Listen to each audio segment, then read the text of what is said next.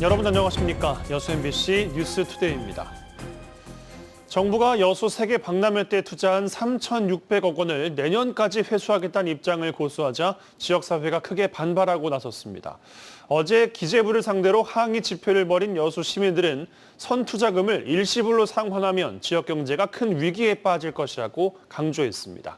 최황지 기자의 보도입니다. 기재부는 감사해라!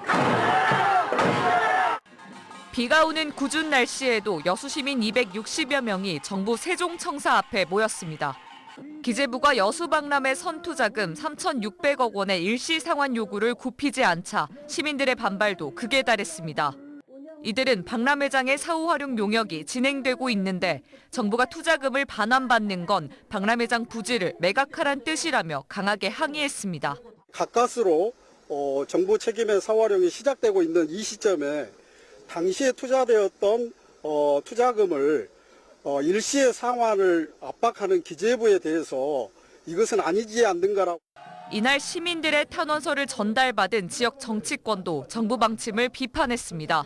여수가 제대로 발전하고 여수 박람회장이 제대로 발전한다면 지금 3,658억 원보다 훨씬 더 많은 배당을 두고두고 받을 수 있지 않겠습니까? 지역사회의 반발이 거세지고 있지만 기재부의 입장엔 변함이 없습니다. 박람회장을 인수한 여수광양항만공사가 원칙대로 내년까지 상환해야 한다는 겁니다. 항만공사는 재정 건전성에 심각한 타격을 입진 않을지 우려하고 있습니다. 확정된 항만 투자 사업이 있으니까 5년만 좀 유예해 줬다가 그 전에도 10년 유예했기 때문에 5년만 추가로 유예하고 그때부터 10년 분할 상환을 하겠다. 기재부가 입장을 바꾸지 않을 경우 여수 광양항 개발은 물론 박람회장 활성화도 큰 차질을 빚을 수밖에 없습니다. 시민들은 정부가 국회에 제출하는 예산안에 선투자금이 반영이 되면 국회로 상경해 투쟁을 이어가겠다고 밝혔습니다. MBC 뉴스 최황지입니다. 고흥군이 스마트팜 혁신밸리 실증단지 운영 시스템을 구축했습니다.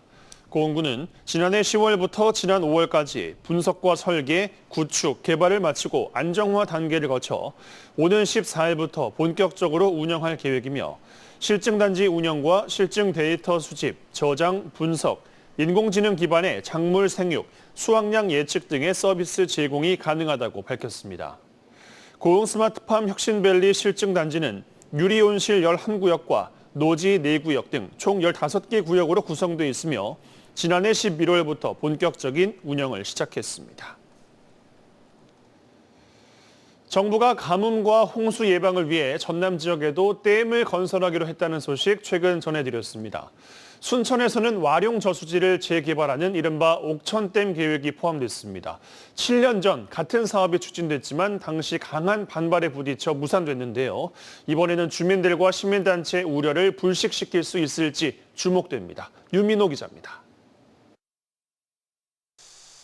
정부가 신규 댐 후보지로 지정한 순천 와룡저수지입니다. 저수지 옆 옥천은 순천 도심으로 흐릅니다. 저수지의 제방을 더 높게 쌓아서 홍수조절댐으로 재개발하겠다는 구상입니다. 가둘 수 있는 물의 양은 230만 세제곱미터로 기존보다 8배 늘어납니다. 옥천댐 계획은 처음이 아닙니다. 지난 2017년 순천시가 정부의 댐 건설 응모에 나섰지만 인근 주민들이 크게 반발했습니다. 마을 수십 가구가 물에 잠기기 때문입니다. 결국 순천시는 댐 계획을 접었습니다. 다시 댐 소식이 들리자 주민들은 걱정이 앞섭니다. 이런 집을 시내 가서 사갖고 살 수 있어요? 그거이 걱정이니까 이제 반대지. 주민 보상과 이주가 걸림돌인데 상황을 지켜보자는 목소리도 있습니다. 환경단체의 반발 역시 커지고 있습니다. 몇 년 새 한꺼번에 많은 비가 내리는 극한 호우가 잦아지면서 도심과 가까운 댐은 큰 홍수로 이어질 수 있다는 겁니다. 2.5km밖에 안 되는 그 도시 상류에 댐을 추가로 만들겠다라고 하는 거는 상당한 큰 리스크를 가지고 있죠. 또 생태적 가치가 커 환경부가 보호지역으로 지정한 와룡 산지습지의 생태계 파괴 우려도 나옵니다. 순천시는 옥천과 국가천이 된 동천의 연결, 노후화한 저수지 안전성 등 여러 문제가 있어 댐 추진이 이뤄져야 한다는 입장입니다. 다소간의 민원들은 보상이라든가 이주대책 뭐 여러 가지 때문에 있기는 하지만 환경부에서 시행하고 있는 이 정책이 빠른 시간 내에 쓸데없는 갈등 비용이 줄어들어서 정착될 수 있도록 최선을 다하겠습니다. 정부의 신규 댐 계획 발표로 전국적인 반발과 혼란이 이어지는 상황. 환경부는 이르면 이번 달부터 주민 설명회, 공청회를 열고 의견 수렴 절차에 들어갑니다. MBC 뉴스 유민호입니다. 네, 두 차례 무산된 광주시의 소각장 후보지 공모가 다시 추진되고 있습니다. 적합한 후보지를 찾지 못할 경우 2030년부터 광주 전역에서 나온 쓰레기 갈 곳이 없어지게 되는데요. 여유가 없는 상황이다 보니 자치구마다 주민 설명회를 여는 등 안간힘을 쓰고 있습니다. 김초롱 기자의 보도입니다. 광산구청은 지난달 26일 두 차례에 걸쳐 광주 소각장 설명회를 열었습니다. 주요 내용은 소각장 설치 필요성과 이전 공모의 진행 과정, 설치 지역의 혜택 등입니다. 이 자리에는 주민 350여 명이 참석했습니다. 전부 다 이런 과정들을 통해서 결정하는 게 합리적이다, 또 옳은 방식이라고 생각합니다. 그런 자리를 만들었으니까 광산구는 9월 중순까지 21개 동 모두를 찾아가 설명회를 엽니다. 동별로 설명회를 해야지 가장 주민들이 쉽게 참여할 수 있다고 저희는 판단했거든요. 정보 전달이라든가 궁금증 해소에 있어서는 가장 효과적이다 생각했기 때문에 서구는 오는 19일, 동구 21일, 북구 22일, 남구 28일에 각각 설명회를 합니다. 광주시와 5개 자치구는 지난 7일 하남 소각장을 방문하는 등 주민 견학도 계획하고 있습니다. 현재는 소각장 입지 후보지 공모 사항을 구체화하는 단계로 이달 중순쯤 공고가 나올 예정입니다. 사회복지법인의 어떤 논란의 문제, 또 입지 개발 제한구역의 등급에 관한 문제, 지금 여러 가지 이미 두 차례 공모 과정 중에서 좀 문제로 도출된 부분들은 이번 공모를 좀 구체적으로 구체화시켜서 다음 달 자치구에서 후보지를 접수받고 이를 자치구가 검토한 뒤 10월 말까지 광주시에 제출하는 것이 목표입니다. 이렇게만 되면 광주시는 올해 말까지 입지 선정이 가능할 것으로 보고 있습니다. 하지만 자치구들의 참여에도 불구하고 공모에 반발하는 주민들을 설득할 수 있을지 불확실하고 이후 토지 매매 등 넘어야 할 산들이 있어 낙관하긴 이릅니다. MBC 뉴스 김초롱입니다. 네, 경찰청이 제2중앙경찰학교 설립지역 공모를 실시한 결과 전남 지역에서는 순천시와 장흥군, 강진군 등 10개 시군이 응모했습니다. 경찰청은 현재 건축 연면적 18만 제곱미터에 연간 5천 명을 수용할 수 있는 제2중앙경찰학교 설립을 추진하고 있으며 9월에서 10월 사이 부지 심사를 거쳐 11월쯤 최종 설립 대상 지역을 발표할 예정입니다. 아시아 최대 현대미술 축제 광주 비엔날레가 30일 앞으로 다가왔습니다. 올해 창립 30주년을 맞는 광주 비엔날레는 판소리, 모두의 울림을 주제로 세상 모든 존재들의 연결과 지속 가능성을 관객들과 함께 탐구합니다. 박수인 기자입니다. 제15회 광주 비엔날레는 세상의 모든 소리에 귀를 기울입니다. 비가시적이고 청각적인 요소까지 지평을 넓히려는 전시 주제는 그 원형을 판소리에서 찾았습니다. 판소리는 음악과 서사, 역사와 신앙 등이 어우러진 당대 문화의 총체이자 세상의 모든 소리라는 두 개의 의미를 담고 있습니다. Pansori talks about space and sound is a way also to express space today. 광주 비엔날레에 참여하는 30개 나라 73명의 작가들은 인간과 물질 문명, 영혼과 생명이 공유하는 공간에서 서로의 관계성과 지속 가능성을 탐구합니다.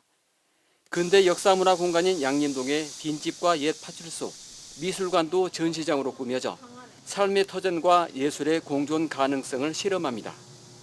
지역의 주민들의 생활공간, 전시공간에서 본전시 작가들 8명의 작가가 참여하여 지역과 도시와 예술이 함께 어우러지는 프로젝트를 준비하고 있습니다. 작품 전시를 위한 공간 조성 공사가 마무리 단계에 접어들었고 지난 5일 첫 작품이 도착했습니다. 니콜라 브리오 예술감독도 이번 주 초 입국해 전시장 구성을 지휘하고 있고 참여 작가들도 순차적으로 도착해 작품 설치에 들어갑니다. 지금 이미 다 들어와 있는 작품들도 있고 그다음에 속속 지금 들어오고 있습니다. 아마 8월 19일에서 20일 사이에 해포식, 그러니까 작품들을 푸는 그 기념식을 가지려고 하고 있습니다. 비엔날레 개최를 알리는 홍보관 개막과 함께 분위기를 띄우는 일도 본격화됐습니다. 입장권 사전 예매도 온라인을 통해 진행되고 있습니다. 개막 전날인 오는 9월 6일까지 입장권을 미리 구입하면 20%를 할인받을 수 있습니다. MBC 뉴스 박수인입니다. 네, 순천시가 오늘부터 이틀간 해령면 와운항에서 순천만 갯벌 콘서트를 개최합니다. 이번 행사는 세계 자연유산인 순천 갯벌의 가치를 널리 알리기 위해 국가유산청의 지원으로 기획된 것으로 대금과 해금, 통기타 등 다채로운 음악 공연과 갯벌 체험 행사 등이 진행될 예정입니다. 2016 여수세계 선박람회 공식 후원은행으로 NH농협은행이 선정됐습니다. 이에 따라 농협은행은 선박람회 수익금 관리 권한과 입장권 판매 사업 참여권을 부여받게 됐습니다. 농협은행 측은 조직위원회에 2억 원의 후원 증서를 전달했으며 선박람회 입장권을 사전 구매하고 전국 지점에 설치된 ATM과 유인물 등의 박람회 로고를 추가해 선박람회 홍보에 동참할 계획입니다. 순천대학교가 광주 전남권에서 유일하게 국립대학 육성사업평가에서 최우수 등급을 받았습니다. 이번 사업은 교육부가 총괄해 총 37개 국립대학이 참여하고 있으며 순천대는 기본사업비와 성과평가에 따른 성과급 등 총 사업비 122억 원 이상을 확보했습니다. 순천대는 전공 선택권 확대와 기초학문 지원체계 마련, 융복합 전공, 전담 조직 신설 등이 높은 평가를 받았다고 설명했습니다. 광양만권 경제자유구역청이 최근 권영내 산업단지 개발 현황을 담는 드론 촬영을 실시했습니다. 광양경제청은 율촌 1산단과 화양복합관광단지, 대송산단 등 주요 산업단지와 함께 광양제철소와 광양항 등 주요 인프라를 촬영했으며 빠르게 진행되는 산단 개발 과정을 기록하고 이를 홍보 영상과 백서 제작, 투자 유치 정보 제공 등에 활용할 계획입니다.